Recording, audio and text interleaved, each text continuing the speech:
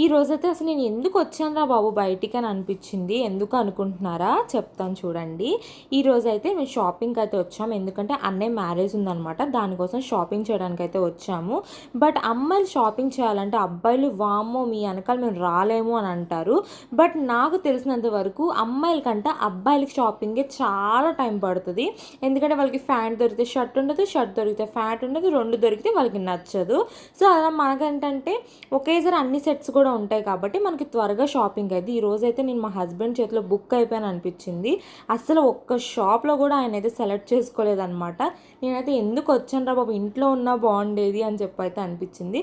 ఇలా రావడం, ట్రయల్ రూమ్కి వెళ్ళడం, సెట్ కాలేదని చెప్పడం, నేనేమో మనసులో సెట్ అయితే బాగుంటారా బాబు అని అనుకోవడం. ఇంకా మా హస్బెండ్ షాపింగ్ అయితే అయిపోయింది. నెక్స్ట్ వచ్చి మా బుడ్డోడు షాపింగ్ అనమాట. ఏదైనా అబ్బాయిలే అండి, ఎంత షాపింగ్ తిరిగినా సరే అస్సలు అంటే అస్సలు సెట్ అవ్వవు. అండ్ వీడియో బయట